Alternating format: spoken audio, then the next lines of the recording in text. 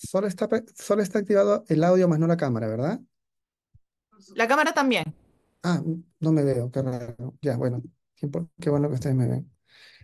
Ya, a ver, bueno, ante todo, las gracias por la invitación del cuerpo médico del hospital. El tema que se me ha encargado es el de ultrasonido en infertilidad. Bueno, es un tema muy amplio, trataremos de hacerlo de alguna manera práctica, es decir, para ver mayor cantidad de imágenes, ¿correcto? Bueno, sin más preámbulo, el ultrasonido en la evaluación de la mujer infértil cobra un rol fundamental, dado que nos permite evaluar varios factores que podrían ser potenciales causantes de la infertilidad que la aqueja a la mujer. Lo que más resaltamos en esta evaluación son los ovarios, ¿no? Conocido comúnmente como el factor ovárico, el útero y el factor tubo peritoneal. Es, digamos, donde más importancia toma esta técnica diagnóstica. Entonces comenzamos con el factor ovárico. Este factor ovárico, como ustedes saben, pues el ovario cambia a lo largo de la vida fértil de la paciente y también tiene cambios o características diferentes según el momento del ciclo ovárico en el que es evaluado. Ahí podemos ver un ovario con folículos. Podemos ver acá algunos folículos pequeños, que son los folículos centrales, y acá un folículo más grande. Acá podemos ver nosotros dos mediciones en dos ejes. Dependiendo del lugar donde ustedes estén laborando, hay lugares donde de pronto consideran con un diámetro máximo y si todo el equipo, todo el centro trabaja de esa manera, pues estaría bien. Otros, como en este caso del gráfico, consideran tomar dos medidas a todos y en otros lugares también consideran de pronto si la imagen del folículo es ovoide, pues con una medida basta y si es media elipsoide, como es el caso de la foto, mejor sacar un promedio. La idea es que, como le digo, todos lo hagan de la misma manera, ¿correcto? Digamos que lo más acertado sería sacar un promedio porque nos daría un diámetro medio, ¿correcto? Y habría menos margen de error de pronto. Sabemos todos que cuando el folículo dominante pues ovula, perdón, el folículo dominante que pasa a ser preovulatorio ovula, se transforma en un cuerpo lúteo, que tiene diversas formas. La más característica es aquella en la cual vemos una imagen ovoide de paredes gruesas con un centro anecoico y que pues si ponemos el Doppler se ve el típico halo de fuego, característico justamente de esta estructura fisiológica. ¿Se me escucha bien? ¿Se me escucha bien? Sí, se le Hola. escucha bien. Perfecto. Entonces, eh, igual evaluamos nosotros si es que después hay alguna masa, algún quiste, alguna patología en el ovario, pero digamos que el rol fundamental en toda evaluación de la mujer infértil es evaluar su reserva ovárica, ¿no? Entendiéndose por reserva ovárica aquella cantidad de folículos remanentes que tiene la paciente en ese momento de la evaluación. Pues como todos sabemos, las mujeres nacen con una dotación folicular, con una reserva folicular y pues esto se va consumiendo, agotando a lo largo del tiempo y justamente saber la cantidad que le queda es la reserva ovárica. Y esta se puede evaluar por parámetros ecográficos o ultrasonográficos, bioquímicos y dinámicos. Los dinámicos ya no se usan, ya no se usan. Dentro de los bioquímicos, pues la hormona antimileriana es la principal y en las ultrasonográficas es el conteo de folículos centrales lo que hoy en día se utiliza grandemente. El volumen ovárico ya se dejó de usar porque no es, está muy por debajo del conteo de folículos y el Doppler también no sirve para evaluar la reserva ovárica, ¿correcto?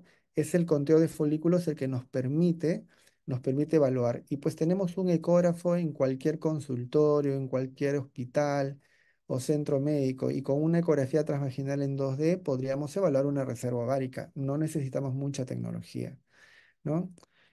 Bien, entonces, ¿qué es el conteo de folículos centrales? El conteo de folículos centrales viene a ser aquella ecografía transvaginal realizada en fase folicular temprana, llámese entre el día 2 al quinto del ciclo, en el cual nosotros evaluamos la cantidad de folículos entre 2 y 10 milímetros que encontramos en ambos ovarios.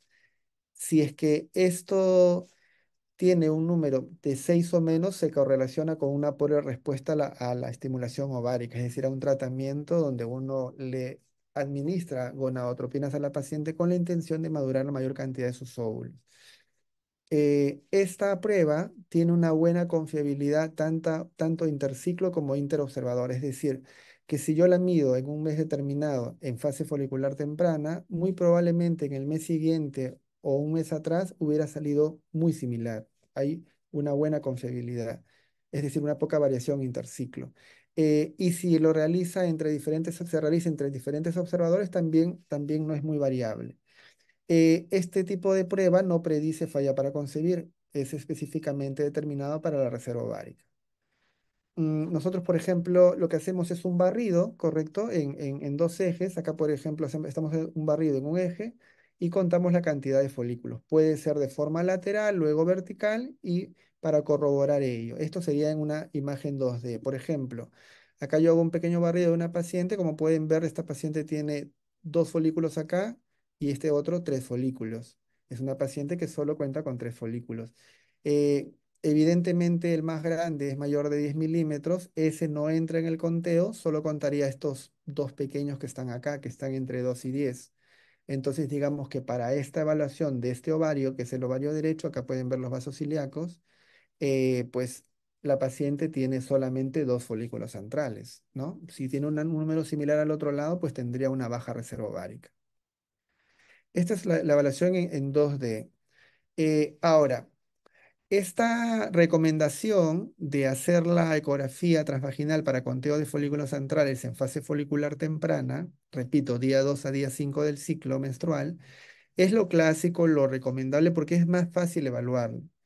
Pero obviamente eso demanda que la paciente pues tenga que venir en otro momento para esa prueba, porque pues no siempre sacan cita para la consulta justamente entre el segundo y el quinto día.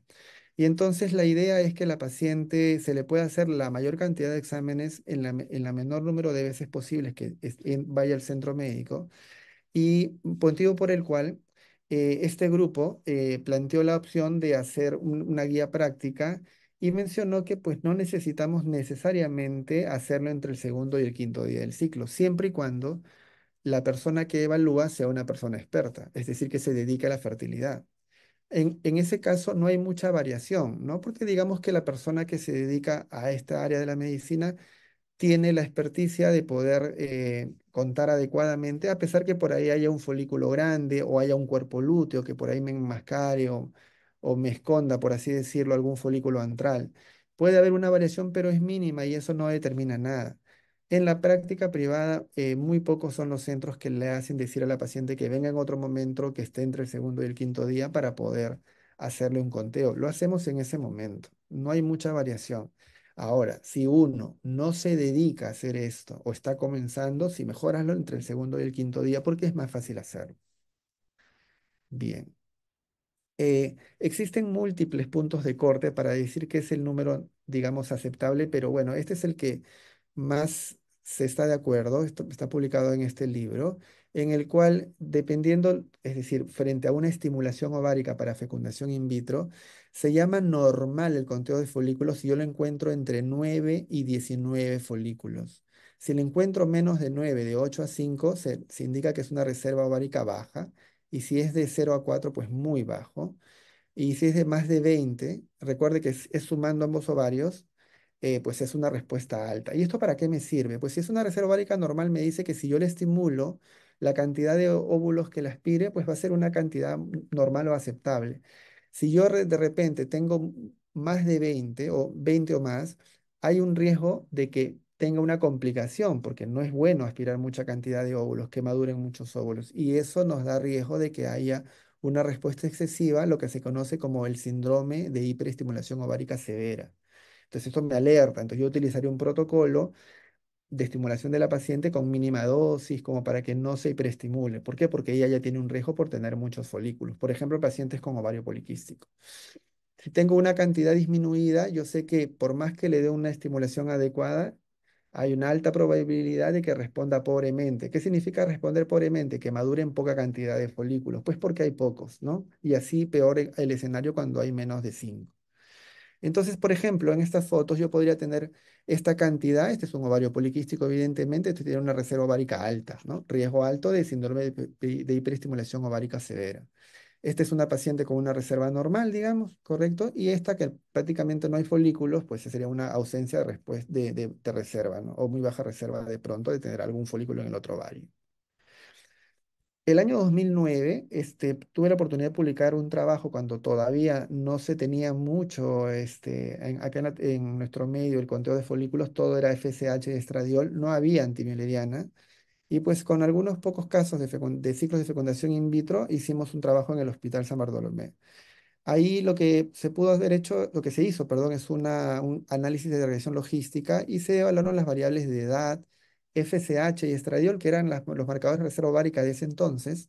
El conteo de folículos centrales, ciertamente novedoso para la época en nuestro medio. El número de ovocitos aspirados y el número de ovocitos maduros, porque puedo haber aspirado una buena cantidad, pero de repente una buena parte era inmaduros, y lo que importa son los maduros, es decir, aquellos que tienen capacidad de fecundarse. Entonces se le hizo su coeficiente de correlación y se vio que la edad era estadísticamente significativa, la FSH también, pero el conteo de folículos centrales era muy significativo en comparación al resto, ¿no? Que era 0,000 y eso implicaba que era mejor que los otros marcadores. También pudimos determinar que la edad con respecto al conteo pues también tenía una correlación, como vamos a ver en este ploteo. Entonces teníamos que a mayor cantidad de folículos centrales encontrados en las pacientes, entre el día 2 y el 5 del ciclo en ese momento, había mayor oportunidad de que yo aspire buena cantidad de ovocitos en la fecundación in vitro, en el ciclo de fecundación in vitro. Entonces eso pues iba de la mano con los estudios que se hacían en otro lado. Pero de pronto pues también surgió la idea del Doppler, ¿no? Seguramente el Doppler, como el Doppler entra en todo, también seguramente nos ayuda. No se llegó a un acuerdo porque por ahí algunos hablaban de una arteria perifolicular, pero como ustedes saben, los índices conocidos, como los que utilizamos en obstetricia, muchos dependen de la angulación, ¿correcto? Entonces, determinaban que no era reproducible y entonces consideraron que mejor utilizaban el 3D, un volumen de todos los flujos de los ovarios, y de esa manera se terminaba de tener otros índices que son los que figuran acá, ¿no? El índice de vascularización, el índice de flujo, el índice de vascularización flujo, y acá lo que hace es un histograma y captura todos los flujos que tiene el ovario.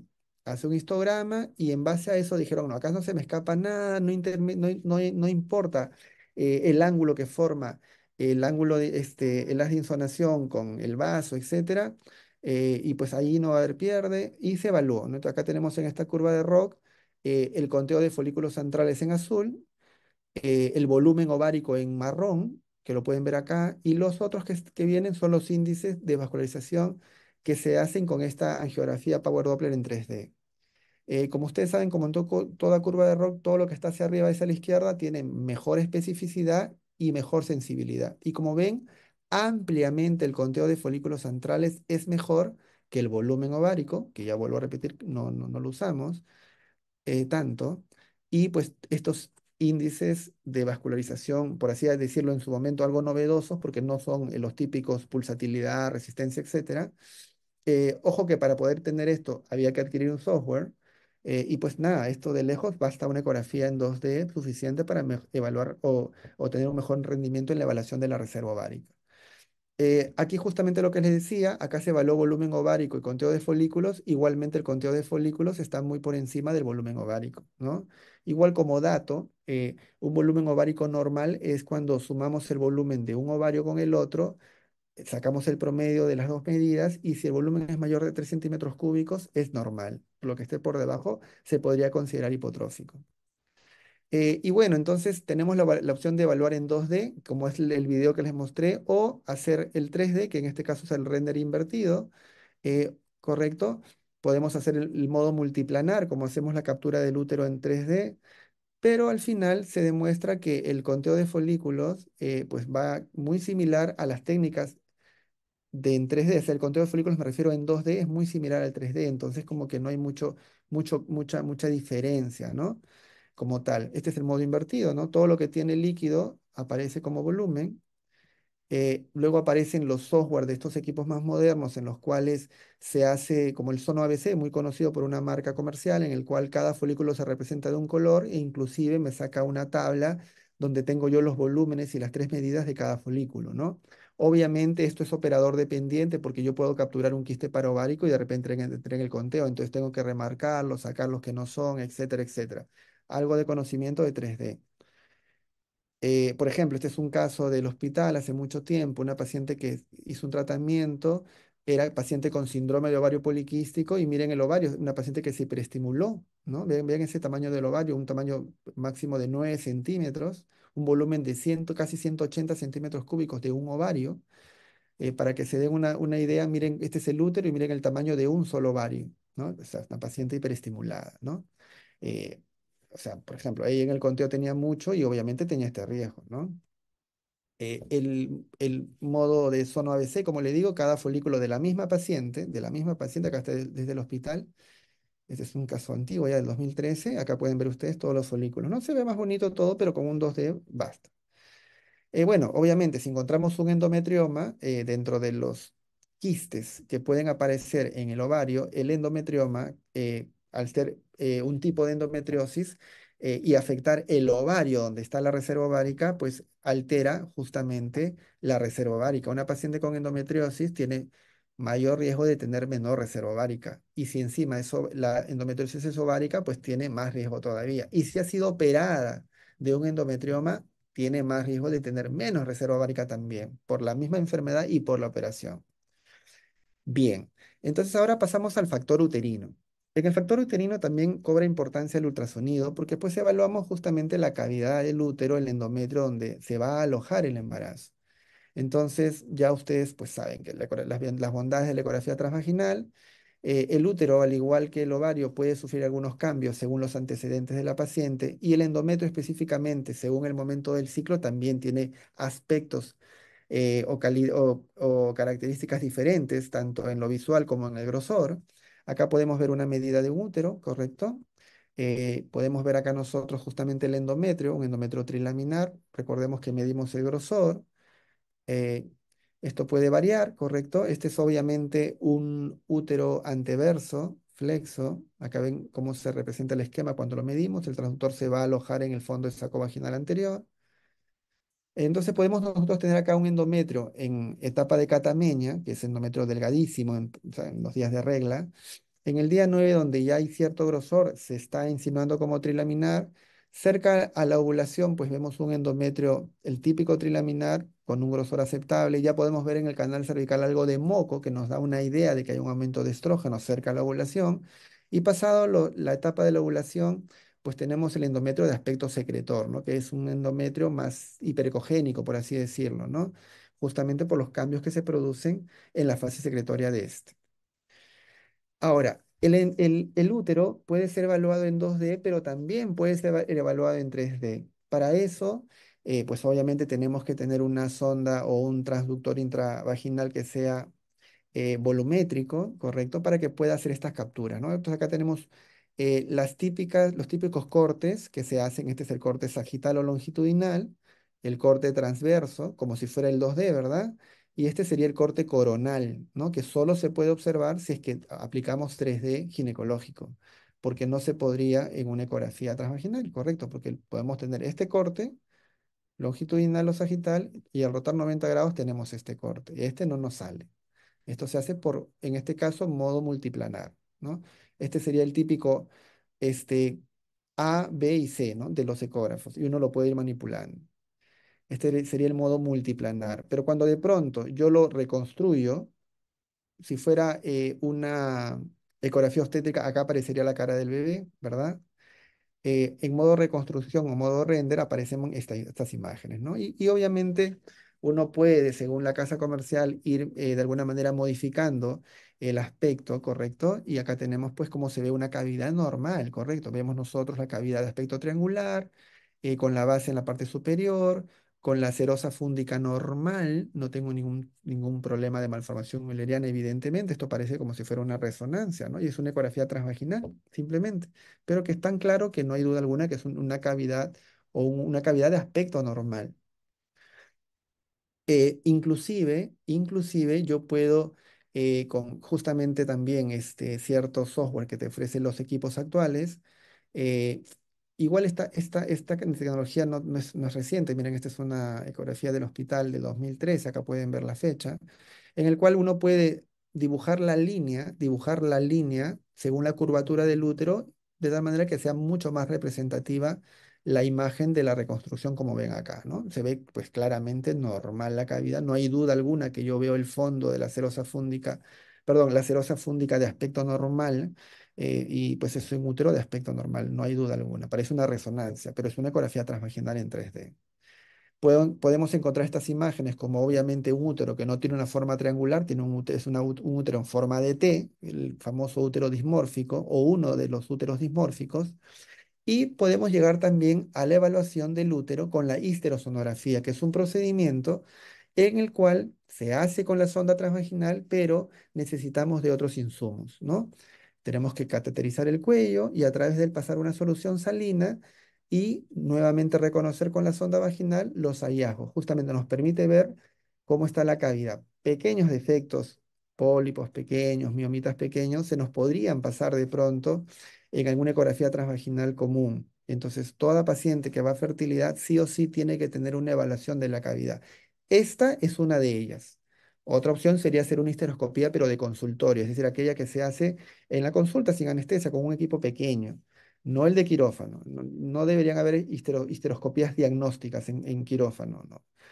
La paciente debe pasar a quirófano solo si es quirúrgica, ¿no? Entonces, si uno cuenta con un histeroscopio en el consultorio, justamente con dimensiones pequeñas que permiten abordar el canal cervical sin necesidad de dilatar, pues idealmente hacerlo de esa manera. Pero si no, la otra opción es una histerosonografía. Son dos formas de evaluar, obviamente una más costosa que la otra. Entonces, las indicaciones clásicas de una histerosonografía, pues es el sangrado uterino normal, la infertilidad propiamente dicha, el aborto a repetición, porque pues hay que buscar causas, ¿no? De repente una de ellas es la que sigue, que son las malformaciones müllerianas del útero. Eh, si es que tengo sospecha con la ecografía transvaginal común de miomas, pólipos, sinequias de pronto, o cualquier otra anormalidad del endometrio, la ecografía transvaginal, pues sí, hay que hacer una histerosonografía, ¿correcto? Y en los casos donde pues no se puede ver bien el endometrio por X motivo, pues también estaría indicado esto. Las contraindicaciones, pues si tiene una enfermedad preinflamatoria, obviamente no lo puedo hacer, puedo exacerbar este problema y obviamente el embarazo.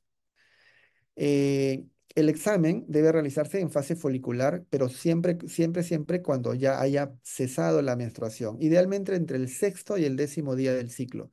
Pero el sexto, siempre y cuando, pues se podría hacerlo al sexto día, siempre y cuando ya no esté menstruando. Pero si es una paciente que regla 7 días, pues obviamente el sexto no es una buena idea, ni el séptimo tampoco, lo haré el 8, el 9 o el 10, ¿me entienden? No pasarse del 10, ¿por qué? Porque pues corremos el riesgo de que ya haya un folículo dominante y si el folículo está crecido, pues produce estrógeno y el estrógeno estimula el grosor del endometrio y de repente en un día 11 yo encuentro un endometrio grueso. Y pequeños defectos, pequeños pólipos, se pueden ver de alguna manera asolapados por el grosor de la capa endometrial. Entonces, mientras más delgado sea el endometrio, pero que no haya restos de menstruación, mejor porque cualquier defecto se va a visualizar mejor. En algunos casos, no en infertilidad, pero en algunos casos de emergencias ginecológicas, pacientes con sangrados activos, pues no hay de otra y queremos tener una opinión y podemos hacer una histerosonografía con sangrado, la podemos hacer, pero no es una contraindicación. No es lo ideal, pero a veces lo hemos hecho, ¿no? Y no se puede hacer, no hay problema. Obviamente no se ve tan claro, pero sí nos orienta mucho. ¿Qué instrumental necesitamos? Es diverso, esto es lo que yo propongo, un espéculo obviamente, si no, cómo colocamos el catéter a través del cuello, una pinza Fester, una gasa estéril para justamente hacer una manera de esponja o de sponge, y con una iodopovidona poder limpiar la parte externa del cervix, el orificio cervical externo, por fuerita nada más, pequeños toques, porque por ahí va a ingresar el catéter. Un catéter de histerosonografía No necesariamente tiene que ser un catéter de las casas comerciales que son de histerosonografía. Podemos adaptar otros catéteres como sondas de alimentación, sondas Foley pediátricas, y se puede hacer también y a menor costo, por si acaso. La pinza Bosseman, en el caso, utilice alguna sonda como la de alimentación o la Foley para poder orientarla, porque pues no tiene memoria este tipo de sondas. Pues la solución salina, que es lo que uno va a instilar para justamente distender la cavidad uterina, las jeringas de 20 centímetros cúbicos para poder cargar este líquido y pasar la solución. Y de manera excepcional, la pinza POSI, erina o famosamente conocida como la pinza tirabala. O sea, muy, muy rara vez se utiliza eso, muy rara vez, ¿ya? Generalmente no. Aquellas pacientes que ameritan utilizar una pinza POSI, generalmente hay un problema en el canal, una sinequia o algo, ¿no? No, no, no, normalmente no lo usamos, muy raro. Entonces tenemos los catéteres diversos. Podemos tener este que acá, que tiene un balón. Entonces esto ingresa a la cavidad, se infla como si fuera una sonda Foley y pues obviamente no puede salir la sonda. Ingresa el líquido y no se sale. Pero eso, pues de pronto esta sonda cuesta muy caro, ¿correcto? Puede costar igual que la prueba misma. Pues casi no se usa. Hay otras opciones como esta que tiene una oliva que a manera cónica como que obstruye la salida que puede ingresar a través del catéter, que es este que está acá, pero que se llama Goldstein, pero y si no, podemos utilizar catéteres de inseminación, de transferencias embrionarias, una folia pediátrica, o la sonda de alimentación 5 6 o hasta 8 también podría ir bien tranquilamente, dependiendo del cuello, no pasa nada. Obviamente una sonda de alimentación cuesta muchísimo menos que una sonda balón de las casas comerciales. Estamos hablando mucho, mucho menos. Más de 100 veces menos, ¿ya? La técnica, la que se propone es una paciente en posición de litotomía. Siempre le hacemos una ecografía transvaginal basal, siempre. Nunca de frente de ir a la estereosonografía, porque pueden haber sorpresas, ¿ya? Nos permite orientar mejor los hallazgos que sucedan cuando yo pase el líquido. Entonces tenemos que siempre ver, y obviamente con especial interés en el endometrio, ¿no? Que sea un endometrio delgado, características que me van a orientar a mí cuando yo ingrese con el catéter, ¿no? No, no, de frente pasar a eso nunca. Obviamente luego retiro el transductor, coloco el espéculo, hago la antisepsia mencionada, eh, coloco el catéter, antes de inyectar la solución, perdón, antes de colocar el catéter, disculpen, hago una especie de purga con el catéter, con la intención de que no esté lleno de aire, porque si, pues obviamente ingreso solo el catéter y va a haber una columna de aire en la luz del catéter, cuando pase el líquido, eso genera burbujas y a veces como que afecta un poco la visión. Si uno le pone un poquito en el trayecto, no, obviamente se va a quedar quizás un poquito, pero al menos que no esté todo lleno de aire, favorece y hace que tus imágenes sean más limpias. Y es lo que yo recomendaría. Entonces, luego la colocación del catéter con delicadeza, no pasarlo todo, porque obviamente hay mayor posibilidad que toquemos el fondo uterino, eso genera dolor, sangrado, me afecta lo que vea, pero sobre todo el temido reflejo vagal, ¿no? Si tocamos el fondo, puede ser que la paciente tenga un reflejo vagal y eso origina que la paciente, pues obviamente se ponga fría, pálida, se maree, quiera vomitar, se quiera desmayar y uno también se quiere desmayar en ese momento porque la paciente se descompensa y solamente por una prueba tan sencilla como es. Siempre evitar el fondo. Obviamente, con el catéter ya colocado, retiramos el espéculo con mucho cuidado de que no se me retire el catéter. Vuelvo a colocar el transductor con mucho cuidado porque el catéter está ahí, por un costadito lo colocamos y se inyecta la solución salina con la jeringa de 20 que previamente se ha cargado y luego se identifican los hallazgos, ¿no? Pues tenemos que hacer un corte sagital lateral para poder justamente evaluar la cavidad de un cuerno al otro, girar 90 grados como cuando queremos hacer la medición del diámetro transverso del útero y hacer un barrido vertical o antero-posterior para justamente poder determinar si hay algún otro tipo de problema. Siempre, siempre tengo que tener imágenes, o sea, imprimir fotos de la ecografía basal, sobre todo del endometrio. Siempre, siempre. Y cuando ya haga la histerosonografía, siempre al menos tener dos imágenes en dos planos, ¿no? Puede ser en longitudinal y transversal, si es que yo no cuento con un corte coronal porque no tengo ecografía 3D, no tengo el transductor para 3D, bastaría con esas dos cortes. Pues si lo tengo, lo metes ahí, pues porque el coronal te da como que un plus porque se ve muy bien, la paciente te entiende mejor porque pues es como que la forma más anatómica que lo representa. Y en el caso que utilices la sonda balón, la que tiene el globo, la que parece una sonda Foley, siempre, antes de acabar la prueba, lo desinflamos y mientras los vamos retirando y la punta del catéter pasa por el canal cervical, pasar solución salina para terminar de evaluar el canal cervical, porque de lo contrario no se podría evaluar. ¿No ven que el globo impide que pase el líquido por el canal? Solamente se quede el líquido retenido del globo para arriba. Y pues un pólipo, algo, se nos puede pasar, como vamos a ver ahorita. Bastaría con tener un ecógrafo 2D para poder hacerlo, no necesitaríamos de un ecógrafo 3D, pero si lo tenemos, pues hay que usarlo, ¿no?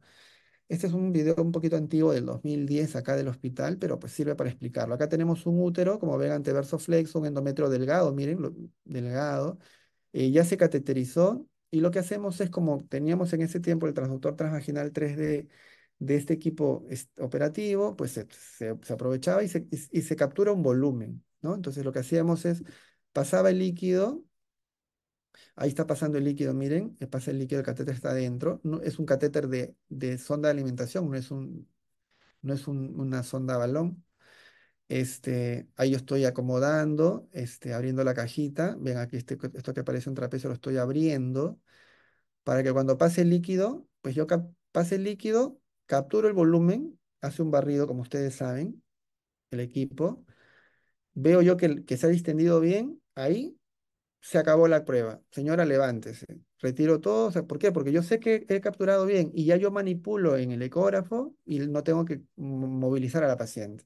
Pero ojo, estoy asumiendo de que se ha distendido muy bien. Si veo que por ahí no me parece muy bien, no quito nada. Yo rapidito hago ahí una revisión con mi archivo en el ecógrafo y si tengo dudas, pues volveré a pasar y capturar otro volumen, obviamente, ¿no? Pero acá se ha visto tan bien que tranquilamente la señora se levanta y mientras está en el baño yo termino de ahí botonear, hacer mis cortes y ver, ¿no? Entonces, por ejemplo, aquí ya tengo la captura, está el modo multiplanar, ¿correcto? Acá está el corte longitudinal, transversal y aquí el coronal, se insinúa.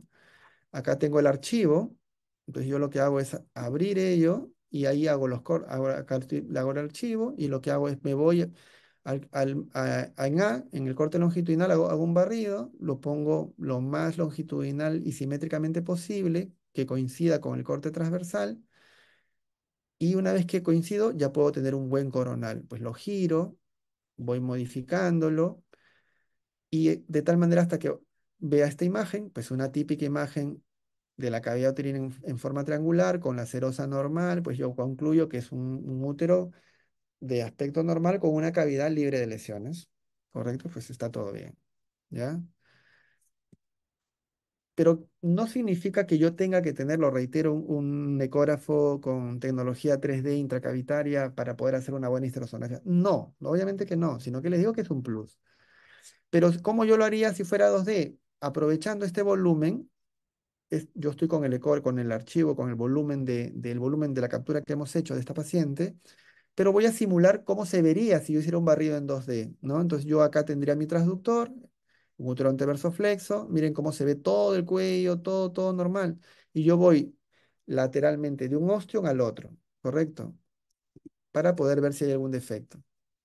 Entonces yo ahí haría un barrido, me voy hasta que desaparezca hasta el ostium de un lado, regreso, paso por el sagital medio, me voy a sagital lateral y no hay nada, todo está bien. Giro 90 grados como para hacer corte transversal y me voy de cervix a fondo, de fondo a cervix, como quieran, para ver si hay algún tipo de lesión lateral. Ahí me acomodo mejor, no hay nada, está totalmente limpia esa cavidad, totalmente lisa, una cavidad uterina y canal cervical libres de lesiones. Bien. Bueno, entonces acá tenemos otro caso. Todas son pacientes del hospital, al menos gran parte de las que vamos a presentar acá, y veo esta estructura hiperecogénica. ¿Correcto? Pues esto es un pólipo endometrial, evidentemente, ¿no? Puede ser un útero este es un útero anteverso, como ustedes saben, este es un útero retroverso, y acá tengo pues dos pólipos, ¿sí? Uno a nivel fúndico y otro en la cara posterior. Recuerden que esta es la cara posterior porque es retroverso. El mismo le hago tecnología 3D en modo multiplanar y veo esta imagen. Entonces yo le presto a la paciente, mire señora, tiene un pólipo que está en el tercio medio y otro que está en el fondo, cerca al ostión derecho. Se entiende, ¿verdad? Y si no, pues yo puedo aplicar en otra paciente, bueno, acá es otra paciente, se ve el pólipo que ocupa casi toda la cavidad en ese corte. Acá hago la captura del modo multiplanar, acá hago el corte coronal, acá se ve, miren, el pólipo que está tirado hacia el lado derecho, de la cara lateral derecha de la paciente, cerca al ostium, y lo puedo hacer en modo reconstrucción, es decir, viendo el tema de las superficies que se ve pues claramente ahí el aspecto de volumen, ¿no? Y acá se ve mucho mejor, ¿no? Acá tengo el pólipo grande, acá tengo un pólipo chiquito también, miren, ¿ya? Esta es otra paciente. Acá no hay todavía cateterización y acá podemos ver una imagen hiperecogénica con un borde brillante, característica, el signo del borde brillante, algo característico del pólipo a la imagen 2D. Pasa el líquido y efectivamente ahí está el pólipo, ¿no? En la cara posterior. El cervix totalmente normal, no hay ninguna obstrucción a ese nivel, perdón. Acá lo vemos el corte transversal, entonces yo diría, es un pólipo en la cara posterior, en el tercio superior, ¿no? Que compromete la cara lateral del lado izquierdo también.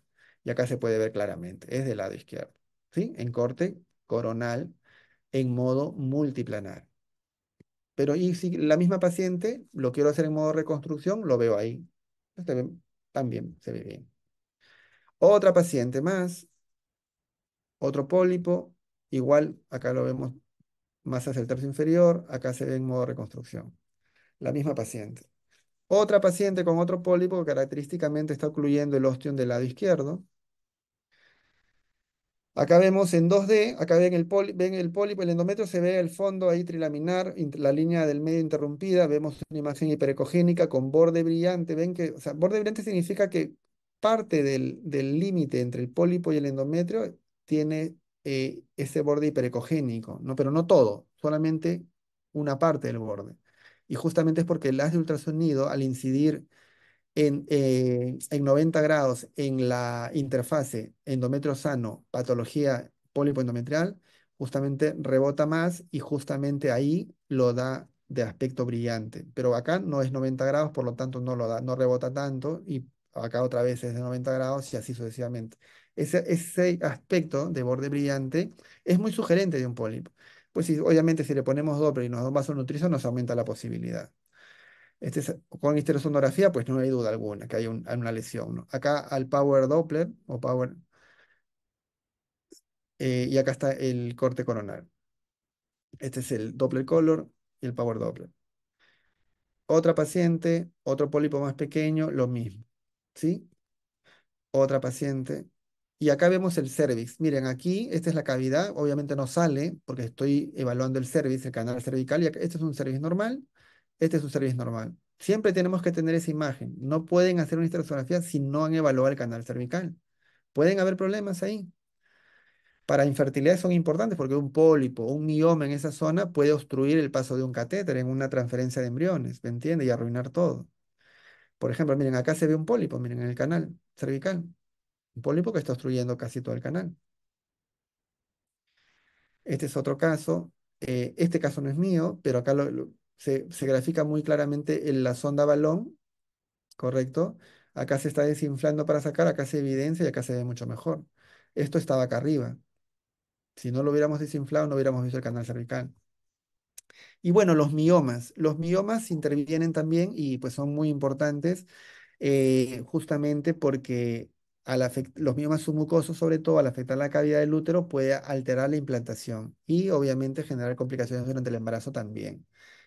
Eh, y es la ecografía transvaginal que nos permite ver el tipo de mioma, pero sobre todo cuando son miomas submucosos, la histerosonografía nos da información valiosísima. Nos permite diferenciar mejor las cosas. Ya saben ustedes la clasificación de la FIGO, nos interesan sobre todo el 0, 1 y 2, que son los miomas submucosos,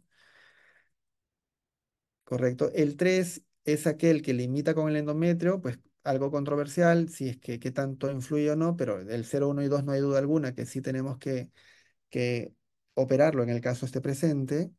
Ya esto ustedes lo conocen. Acá tenemos un mioma tipo 0, un mioma que está totalmente en la cavidad, un tipo 2, donde vemos que más del 50% está invadiendo el miometrio y menos del 50% está invadiendo la cavidad. Ese es un tipo 2. Acá un resumen de eso, una Doctor, le quedan publicación. 2 minutitos para... Perfecto. Ok, avanzo más rápido. Acá tenemos un mioma. y su reconstrucción, el mismo mioma. Vamos a avanzar un poco rápido. Acá es un mioma tipo 2, un mioma cerca al cuerno, en modo reconstrucción. Aplicando imágenes tomográficas por ultrasonido, vemos un miomita y vemos cómo afecta. El mismo mioma podemos ver que está justamente a nivel del tercio inferior del útero. La adenomiosis, pues esto vamos a pasarlo rápido, ya lo conocen, las características descritas típicamente en los acuerdos de SWOG. Acá vemos quistes miometriales, la asimetría de paredes, a la resonancia pues también se ve lo mismo, estas estrías que salen o brotes que salen del endometrio, el aspecto globular del útero, las típicas sombras en abanico, ¿ya? Acá también se ve un útero de aspecto globular, una simetría, la pared posterior es más gruesa, las sombras en abanico. Este es un caso muy peculiar, una paciente que pues tiene un endometrio trilaminar bonito. Vemos porque en una zona acá se ve una irregularidad que es muy sutil. En el corte transversal vemos que acá se adelgaza un poco, tanto acá abajo como arriba, pareciera que fueran algo, pero no se termina de definir como miomas. No tiene pues la pseudocápsula, los bordes se pierden. Lo que hacemos, vemos aquí justamente un video de la ecografía, vemos el endometrio grueso, grueso, pero cuando vamos al fondo se ve adelgazado y acá se ven unas irregularidades, pero no termina de cuajar si es un mioma, un mioma no. Se hace la resonancia, se ve la zona de unión engrosada, sugerente de adenomiosis, le hacemos una histeroscopía. Entramos, miren, esta es una histeroscopía de consultorio, por ejemplo. Estamos entrando, vemos todo. Voy a adelantarlo un poquito. Y en el fondo, vemos acá, por acá vemos una especie de pequeña depresión. Ahorita que ingresemos más lo van a ver mejor. Acá en esta zona que se ve acá lo estoy señalando. Ahorita vamos a ingresar. Acá vemos el ostión de este lado.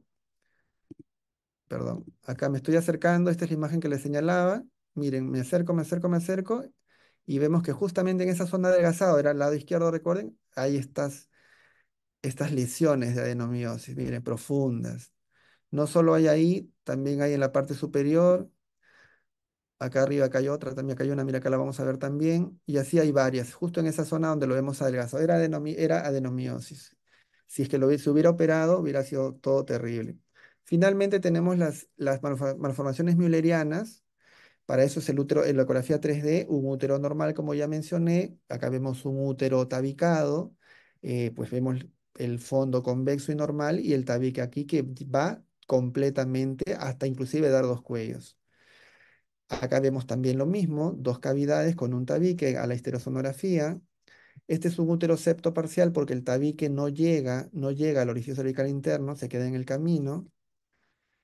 Vamos a avanzar esto un poco más rápido. Esta es otra paciente del hospital, como ven acá, tiene dos úteros, pero este es un tabique que va desde el fondo hasta el cuello. Ese es un útero septo completo con dos cervix.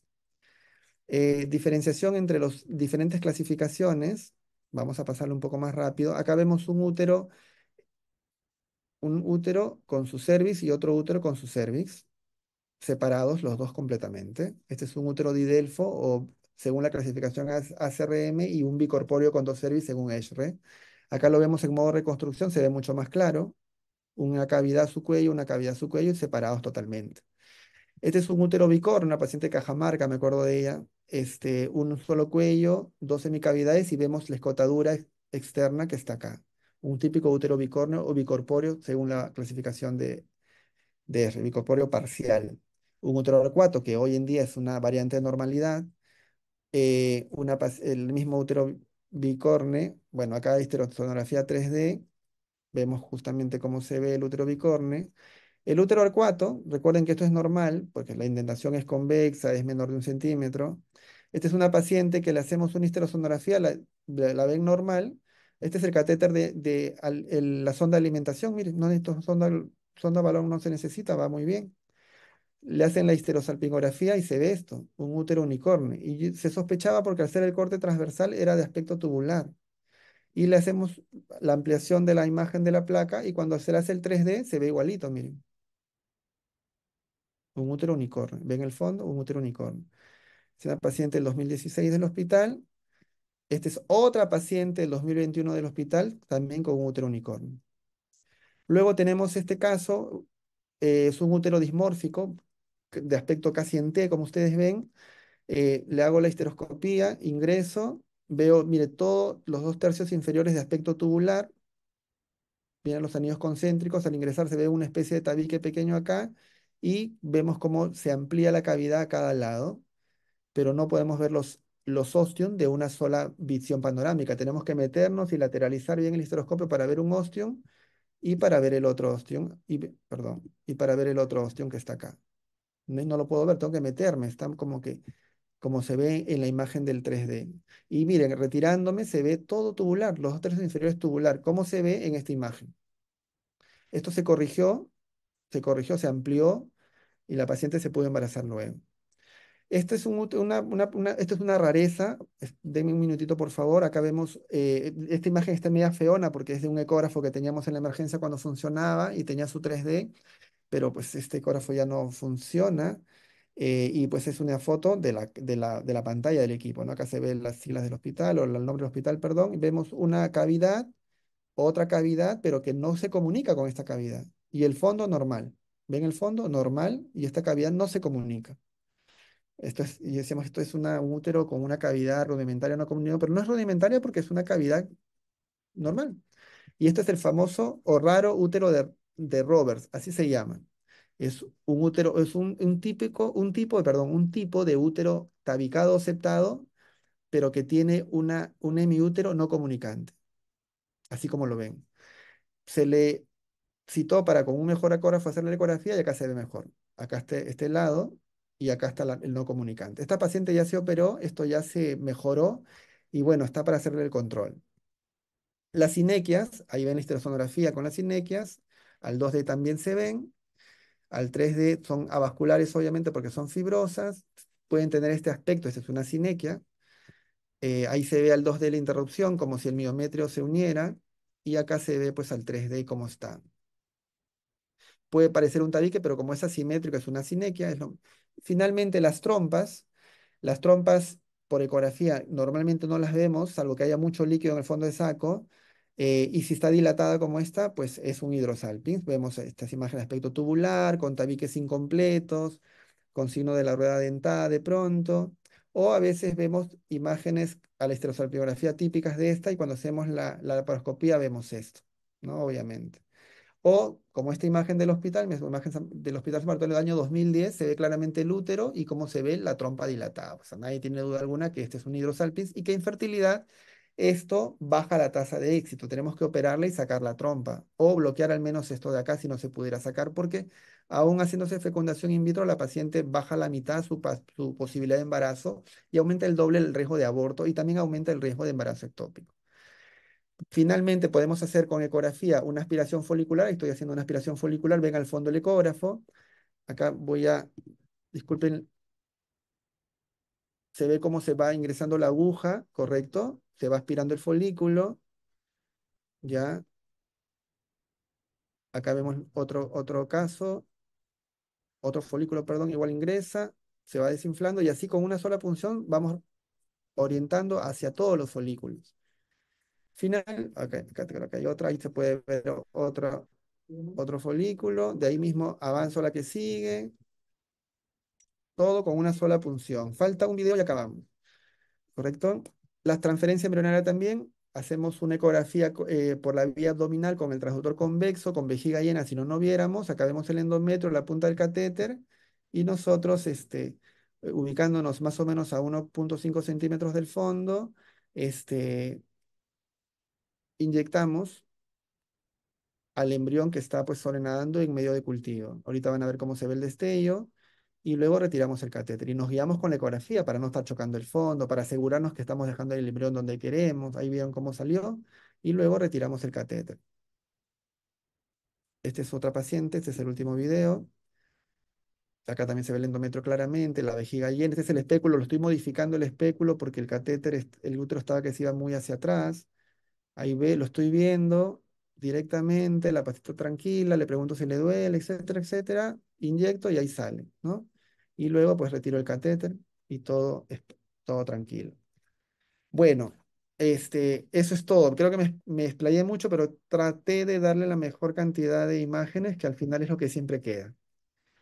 Eso sería todo. No sé si tienen alguna pregunta.